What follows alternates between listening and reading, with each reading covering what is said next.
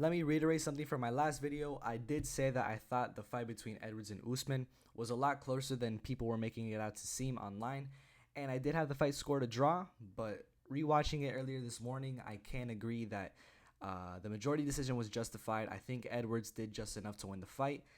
I thought I would just clear that up before anything else. Now, this is the review for UFC 286 Edwards versus Usman 3. It was a fun card, a lot of nice fights. The finishes were great, and a lot of cool fights, cool fighters, and we're gonna get straight into it. We're gonna start with Juliana Miller versus Veronica Hardy. This fight, man, I don't even know what to say about this fight. I watched the entire Ultimate Fighter season 30. I watched it from start to finish, from the first episode all the way to the fight night Santos versus Hill, where they had the finalists fight. And when Juliana Miller won the whole season like I expected it to, I thought, okay, she's going to come into this fight very skilled. And Veronica Hardy, she doesn't have the best record in the UFC. She's coming off of a long layoff as well. I thought this was just the perfect fight for Miller to win in her debut UFC fight. I guess not. Veronica Hardy just showed skill, and my pick was obviously Miller by submission in the second round. Clearly that didn't happen. She is pretty creative on the ground, though, I gotta say. She's going for submissions like left, right, and center. She's always looking for the next submission, but she just doesn't get it. And I don't know, man. Against Veronica Hardy, if you can't beat Veronica Hardy coming off of a long layoff, I don't know what to tell you, man. I don't know what's next for Juliana Miller, but we'll see, I guess. Also, Brogan Walker, the girl she beat on the finale for women's flyweight for the Ultimate Fighter season 30, she's fighting this weekend on the Cheeto versus Sanhagen undercard. So I'm gonna be watching that one as well. So we'll see how that goes. Jai Herbert versus Ludovic Klein. Listen, I'm gonna just straight off the bat say I had Klein winning by decision, but watching this fight live, I did think Jai Herbert won. I honestly thought Jai Herbert won this fight, and he did get a point taken off. I'm pretty sure. Yeah, I forgot which round he got the point taken off, but Ludovic Klein, I don't think he did enough to win the fight. So I think, point deduction and everything, the majority draw was probably justified, but I think Jai Herbert still did better than Ludovic Klein regardless. And yeah, I guess it's a nice comeback fight for him. He didn't get knocked out. He performed decently well, and it's gonna be interesting to see where both these guys go next, because I like watching both of them fight. Also, Joanne Wood versus Luana Carolina. My bad. But this was my first perfect pick of the night. I did have this fight for Joanne Wood by decision. It's exactly what happened. This fight was meant to be on the main card. This fight was supposed to be on the main card, the pay-per-view. You're supposed to pay $80 towards this card, man. Towards this fight. This was a part of that. Yeah, I'm pretty sure it was a good decision moving this fight back down to the early prelims. But yeah, it was a pretty entertaining fight either way. It was alright, and Joanne Wood got me my perfect pick, so that's always good. Jake Hadley versus Malcolm X Gordon. This fight, man, wasn't even like a fight. Jake Hadley landed like 4 strikes on the feet, and then a bunch of ground and pound, and then that was it, man. Malcolm Gordon missed weight. And before the fight happened, the commentary team, they were talking about how Malcolm Gordon, he did have a lot of issues. I'm pretty sure it was in his kidneys or it was with his liver. It was one of those, right? He had a lot of issues there, and he had to stop cutting weight. So, it's not very surprising that the second Jake Hadley hit Malcolm Gordon to that kind of area of his body, Gordon just went down after 2 powerful shots to the body there. He was down and he was out, man. I don't know, but kind of sad to see Malcolm Gordon go out like that. I think maybe a move up to bantamweight wouldn't be too much of a bad idea, but Jake Hadley, he got performance of the night from that as well. I think it's deserved. Yeah, nice performance there. I can't lie. What was my prediction? I had Hadley submission in the second round. Got it done way earlier for me, but yeah, that's nice. Jake Hadley with the impressive win there at flyweight. Also, this fight, man. Listen. Off the bat, it got me my perfect pick, right? But it's not really in the way I wanted it to go. Christian Leroy Duncan versus Dushko Todorovic. Todorovic, if you guys didn't see the fight, his knee went out. They were kind of like clinching. They were like like toughing it out in the clinch. And then Todorovic, he had his foot kind of like off to the right, like all the way to the side. But when like moving and pushing to like the left and forward, like diagonally up, he didn't twist his foot forward to like kind of move his leg position or his foot position or his knee position. He just kind of moved the knee only. Like I'm trying to like replicate it right now with my knee, and that's kind of like his foot didn't move from the right side, while his entire rest of his body and the upper half of his leg was trying to move left and forward. So pretty much what happened. I don't know what happened to his knee specifically. The commentary team said something about like ACL or whatever, but something definitely happened in that knee. Something came out, and pretty much the knee just got twisted too much, and something came out, and Todorovic fell to the ground, holding his knee, and that was it. I expected something a bit more exciting for Christian Leroy Duncan's debut in the UFC, but I'm sure he'll get his back. He didn't take any damage in that fight, so maybe he'll come back sooner than we think. But yeah, sad to see Todorovic go out like that, because I like watching that guy fight. That guy's entertaining fights, and he's going to be out for some time, which is kind of sad, but it is what it is. Perfect pick is a perfect pick, and still though, I would trade in my perfect pick. I would give that up if Dushko Todorovic could like have his knee back, if that makes sense. But is it better than getting knocked out or just going to a decision? Who knows? But that knee's going to be compromised for some time. It's sad to see him go out that way, honestly. But the featured early prelim, Lerone Murphy versus Gabriel Santos. Gabriel Santos showed up, I can't lie, for a UFC debut on short notice against a top-level featherweight. Not really top-level featherweight, but almost there at top-level featherweight. Even though he was coming off of a layoff, Lerone Murphy is undefeated, and he's good. And Gabriel Santos to go to a split decision with him on like a week's notice in your UFC debut is pretty wild. That's crazy. And I don't know, man. I'm excited to see this guy fight next, because I have to see that, man. This guy's going to be really good at featherweight. I know it. Or whichever weight class he decides to fight at. But yeah, the UFC were searching. They were searching far and wide for someone to step in on short notice to fight Lerone Murphy, because Nathaniel Wood had pulled out like a while ago, and they just still hadn't gotten a replacement opponent for Lerone Murphy until like a week prior to the fight happening. But yeah, Gabriel Santos really showed up. I had Lerone Murphy winning by first round knockout. I truly believed it was going to be first round or second round, or maybe even a submission, maybe if you wanted to go that way. Gabriel Santos showed up, and he's good. Even though he's not undefeated anymore, doesn't take away from his skill, and I can't wait to see where that guy goes next, honestly. I need to tune into that guy's next fight. Muhammad Makai versus Yafel Filio. This fight was wild. And by wild, I mean the third round. You all saw the third round. Muhammad Makayev, or Yafel Filio, he had the submission. He had the knee. He was having, what am I saying? He had the knee. He was about to break Makayev's knee, but Makayev, if you saw the knee, it was kind of bending backwards, and he said it himself that he heard cracks in his knee. He heard like 3 or 4 cracks in his knee. He didn't tap.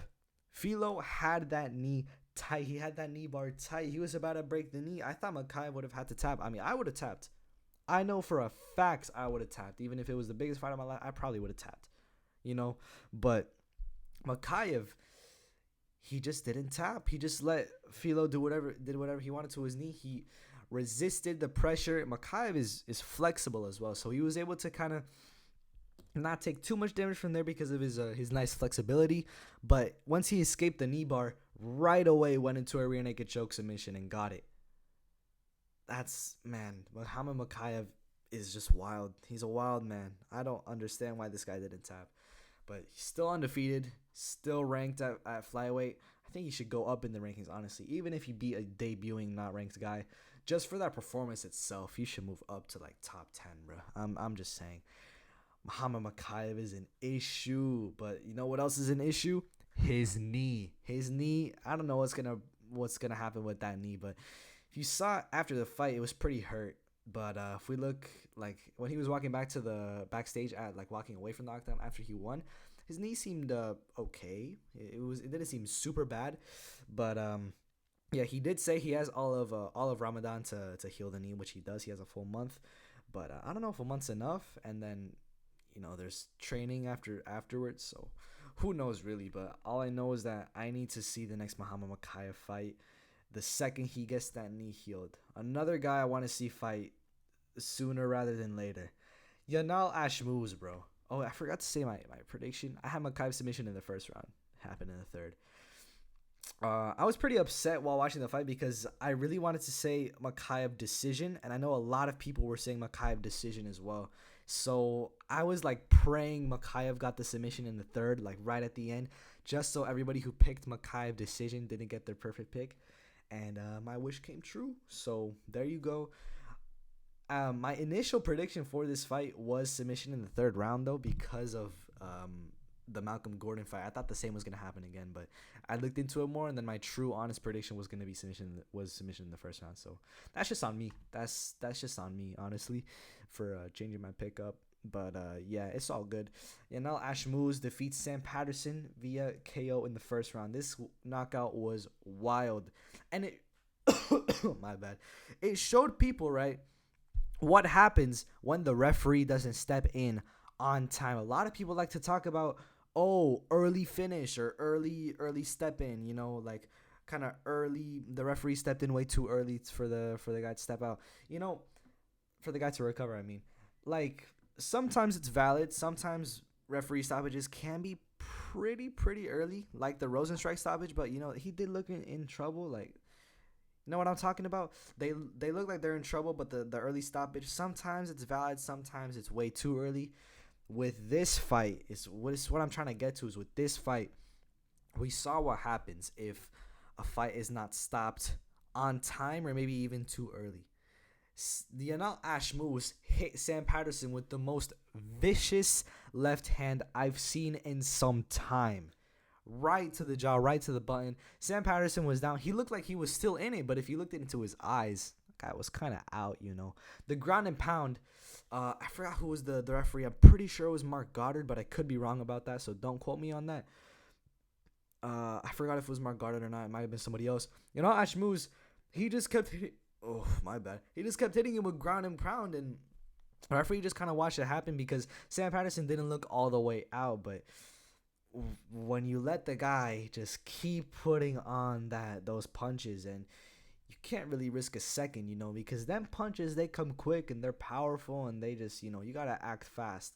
Referee didn't act very fast, you know. The late stoppage, it was kind of a late stoppage, but I can't blame him necessarily because Patterson didn't look like he was all the way out necessarily.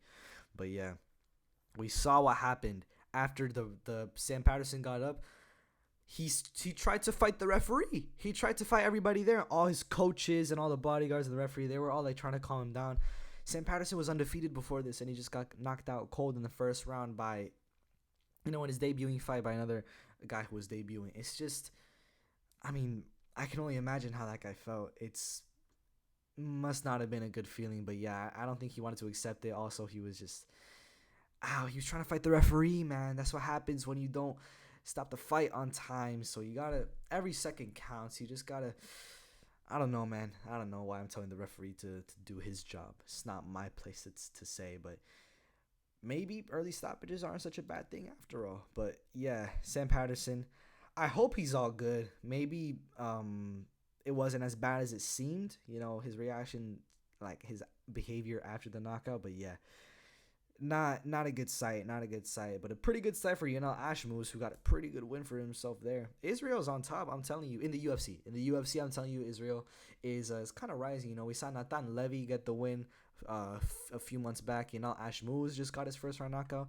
Israel's getting some good fighters in the UFC. They're starting to come out on top in the UFC. That's what I'm trying to say. But yeah, good win for Ashmouz there. I hope Sam Patterson's good, but we move on. Chris Duncan versus Omar Morales. Split decision win for Chris Duncan. Omar Morales got a 30-27. He got a 30-27, and then Chris Duncan got 2 29-28s. It's a pretty weird split decision. I don't know what happened there. I wasn't watching a lot of the fight. I was kind of out. I was trying to get a donut, you know. I was trying to get a Dunkin' Donuts, so I went outside. I wasn't really watching the fight, but yeah. I had Omar Morales winning by first round knockout. It was kind of like the underdog, crazy, hot take pick. Clearly, the exact opposite happened. So, It's all good. I think Omar Morales still fought a pretty good fight. For the parts that I saw, it was fairly entertaining. And Chris Duncan got the win, well deserved win. And yeah, nice for him there. Omar Morales stepped in on pretty short notice, so that's another part of it. Featured prelim Jack Shore featherweight debut against Mach 1 Amir Khani. I think Amir Khani is probably gonna get cut. I can't even lie to you, especially since the first round wasn't very action packed. Amir Khani might just get cut. He's not been on the best streak right now. He's been on kind of a losing streak. I forgot how many fights exactly, if it's 4 or 5 now. Yeah, I don't know, but Jack Shore, he's good. He looked a little bit, like a little bit, like chunky a little bit. A lot of people were talking about like his physique, and then at the weigh-in, I saw like he didn't look too bad, but in the fight in his post celebration, I saw like the loose skin kind of, But I'm just playing. Jack Shore, he's great at featherweight. I heard pretty sure Lucas Tracy said this. Lucas Tracy MMA. He said that if he wants to compete at the top, at the highest level in featherweight, he needs to put on more muscle and be a bit stricter on the diet, because if you look at the top level featherweights, they're all either muscled up or just tall and slightly muscled up. But a lot of the top featherweights, you look at Volkanovski or Josh Emmett or like Calvin Kattar, Arnold Allen, Ilya Taporia. A lot of those guys are just pack on a lot of muscle, especially Josh Emmett and Volkanovski. Those guys pack on tons of muscle, but they're still able to make featherweight. I think Jack Shore, I agree with Lucas Tracy. I think Jack Shore needs to start implementing maybe a bit more muscle, working on that to just be a bit denser and just work on the physique more. I think that would benefit him maybe, but yeah, he still did good in this fight. Got a second round submission. I had Jack Shore winning by a decision. Got it done way earlier than that. I should have seen that coming, honestly. But yeah, good win for Jack Shore. Amir Khani, he might get cut. Jack Shore is on top in he's probably, y'all think he's gonna make it to the featherweight rankings? I think he could. I think in bantamweight he should be off those rankings because he's not going back to bantamweight, so there's no reason to have him ranked there. Yeah, good one for Jack Shore. That was my last good pick. We're gonna see as the main card goes on, it just gets much worse. But first main card fight: Marvin Vittori versus Roman Dolidze. Listen, I think Dolidze won, and a lot of people also think Dolidze won. Marvin Vittori, I thought if he was gonna win, he would have just at least showed up more, at least made it a bit more clear as to who the winner was. Really didn't. I think one of the judges kind of robbed Dolidze as well. They gave every round to Vittori, which is just a clear robbery for one judge, in my opinion. Dolidze clearly won the first, in my opinion. I think in the third round, Dolidze just did much more as well. Marvin Vittori's biggest moments were leg kicks and denying like one takedown. That was it for Marvin Vittori. Roman Dolidze, he put that pressure on Vittori. Vittori's face wasn't looking very good. You saw after the first round as well, Vittori, I don't know what it was. He was kind of like not very proud of his performance or something. I don't know. But I think Vittori still won the second round. It was still a really close round, though. The only round Vittori really won was a really close one with not a lot of action. Dolidze, the rounds he won were much clearer, and it's pretty crazy that the judges didn't give Dolidze some of the rounds that he should have clearly won.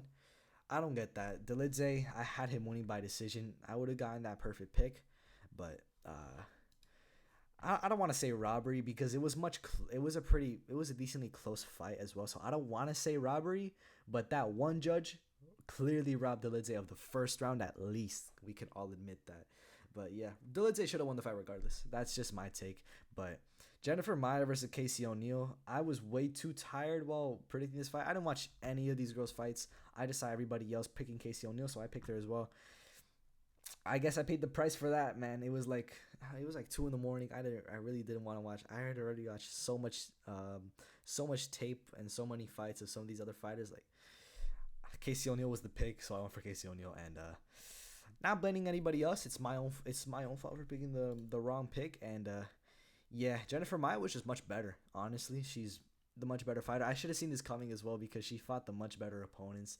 That was the one thing for Jennifer Maia that made me skeptical of Casey O'Neill winning, but clearly Maia got the win, and she's pretty good. She's got nice boxing. She's able to avoid the shots nicely. I think she won every round, honestly.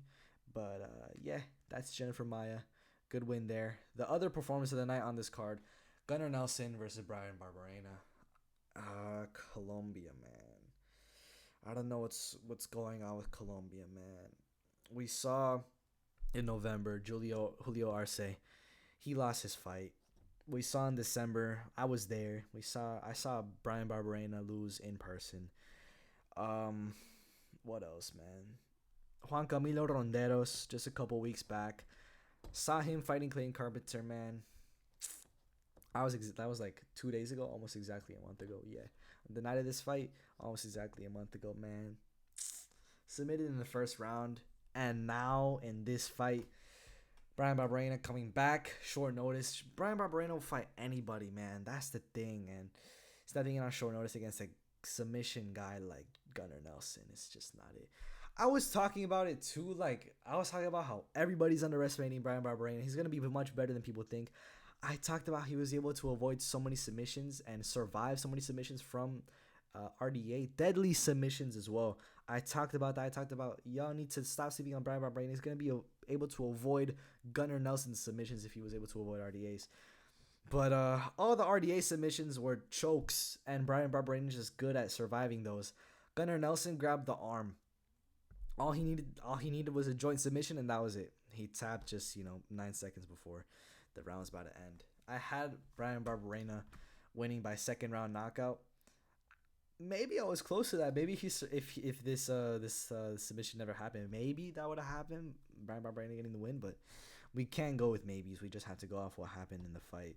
Gunnar Nelson won. He's a much better fighter. It's crazy. This guy fights once a week. He doesn't even love fighting anymore, and Barberena still lost.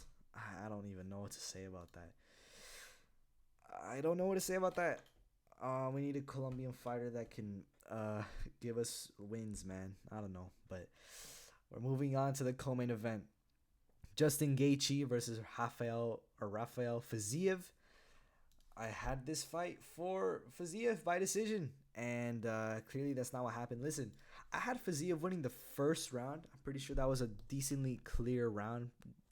Pretty obvious round for Fazil there. Second round was much closer. However, I think Gaethje just did a bit more in that round. I have to give that round to Gaethje. And then in the last round, it was a bit more of a slugfest.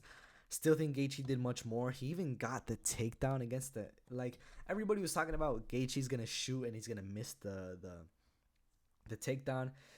Rafael Fazil came into this fight with like a 92% takedown defense, and the guy to take him down was the 0% takedown accuracy, Justin Gaethje. He got the takedown, and he just did much better. This fight of the night, Gaethje once again put on a good show for the fans, and I don't expect nothing less from Justin Gaethje, so good win for him there, and it's nice to see him still, fighting at the highest level, still putting on really nice fights.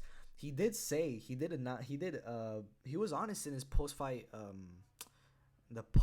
Octagon interview. He said, like, listen, I'm not going to be around for much longer, so I just want to put on the best fights for the fans. I want one more run at the title, and then I'll retire. So just being straight up with the fans there and with everybody there. So Justin Gaethje, maybe let's see if he can make that run at the title. A lot of people are talking about Gaethje versus Poirier too. I think that's a fun fight to make. I'm not upset at that fight at all. He already fought Fazil, which he got my respect for that already, because I thought he was going to duck Fazil. I thought he was already ducking Fazil, but no, he took the fight. Not only that, but he also won. So my respect for Justin Gaethje, even putting on like this amazing fight here, through the roof, man, through the roof. And I can't wait to see when he fights next, because this guy only puts on fun fights. It's true. He only puts on fun fights. This guy does not miss. But the main event, Leon Edwards versus Kamaru Usman. This fight, I don't really know. I kind of talked about it a lot in the immediate thoughts, because this is kind of like the main fight that was on my mind. Leon Edwards got the win. Leon Edwards just proved in this fight that he's the better fighter, really. And Usman, before the fight, I thought he was gonna retire. I truly believed he was gonna retire. I believe that was kind of like the only way to go for him if he did lose the fight. But watching the fight, I feel like you had to watch that fight. I think Usman did decent.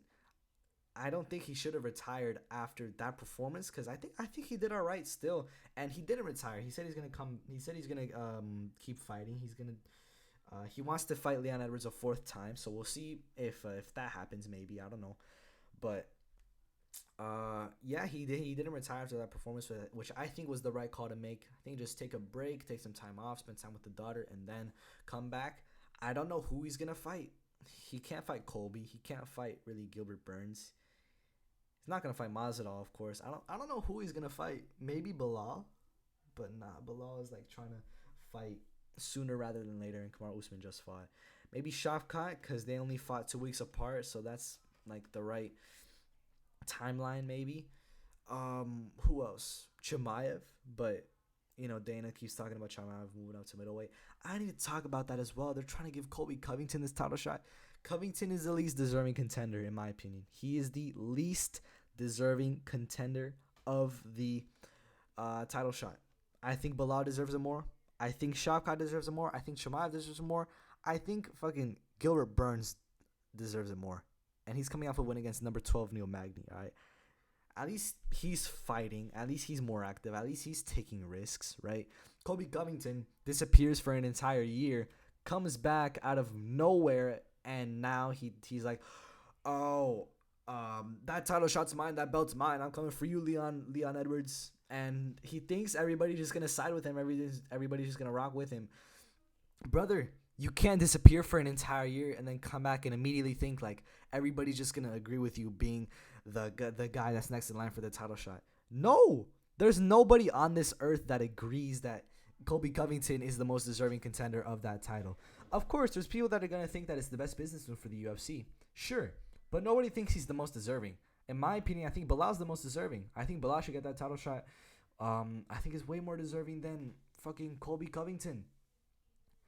I have to make a whole other video about this because it's its own video in itself. But yeah, Leon Edwards, man, he was talking about after the fight how he is the champion. He should decide who he gets to fight next for who he decides to get the title shot next. I think that's valid. I think you should give Leon Edwards that option. He is the champion. It really shouldn't be the UFC's choice to just like have Colby Covington disappear, come back, and then decide, oh yeah, he's deserving. Like, there's clearly something else going on because there's no way Dana would actually consider Colby Covington to be the most deserving. There's no way. Dana's much smarter than that. And yeah. Well, exactly how I'm saying Dana's much smarter than that. He also knows Colby Covington's going to bring pay-per-view buys. He's going to bring in money. He's going to put butts in the seats. So, yeah, maybe he's right about that.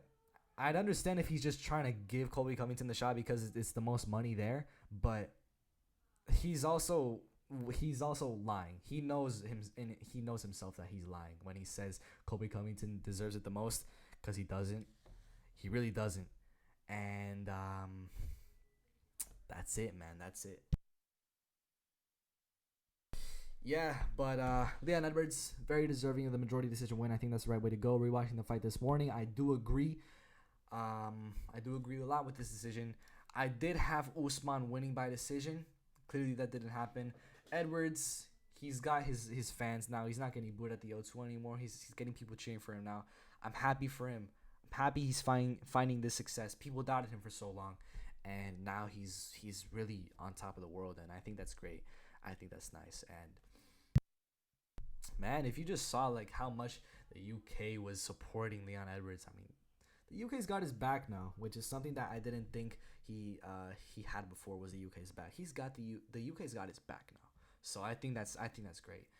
I hope it's real love. I hope it's not just loving him because he's got the belt. I hope they're actually like, I hope they actually like him, is what I'm trying to say. I talked about this in the last video, my immediate reactions, but yeah, maybe I'm just rambling, but Leon Edwards gets the win, gets it done, fair and square. I think he just did better, and especially if you don't have the point deduction in place, then he for sure wins the fight, I think.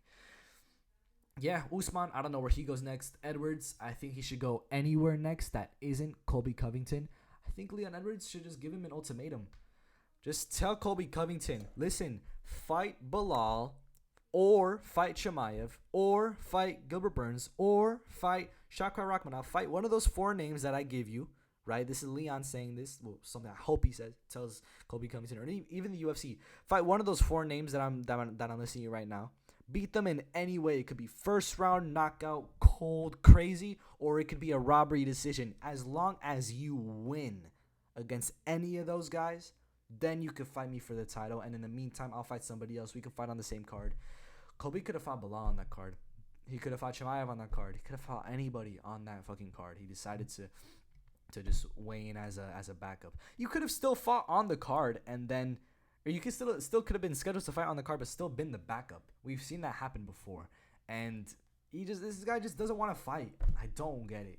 I do not get it. He doesn't want to fight unless it's a 40-year-old guy coming off of a 2-fight losing streak that's ready to retire, or if it's a title shot. That's it. But yeah, I need to go more in depth in another video because it's so much. It's so much. Yeah. What do I give this this card in total? I got it right here. I got it right here. Let me try to find it. Yeah. So I think, so I go off the 50 points base system. I've talked about this before. Stakes out of 3, I have to give it a 2.5 out of 3, mainly because of the trilogy. There's a lot on the stake if it's a trilogy as well. I think that's automatically a couple points given there. Also, there was a lot of undefeated guys on this record. There was a lot of, there was also Ultimate Fighter winner. There's a lot of expectations also on the UK fighters. So there was a decent amount of stakes, I do believe. There's a lot of stakes. Also, I feel like there was a lot of stakes on the Vittori Lindsay fight. I don't even know why. Jack Shore, there's a lot of stakes on him as well. And Muhammad Makayev. I did say the undefeated guys, but Muhammad Makayev as well. Yeah, stakes were there. I give that a 2.5 out of 3. The moments out of 3, I have to give it a 1.5 out of 3. There's really not that many moments over Leon Edwards winning in front of his crowd. I think that was the only really good moment, because a lot of the other fights were just, I don't know. Gaethje had a nice moment after the fight. I think he had a good moment there. Muhammad Makayev, the moment where he just survived the knee bar, I think that was a pretty good moment too. But 1.5 out of 3 is that's mine there.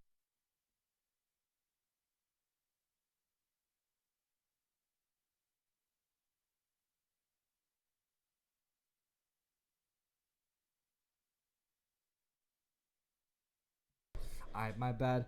We're back with the reception out of 4. The fans' reception, the online reception is always, of course, very important.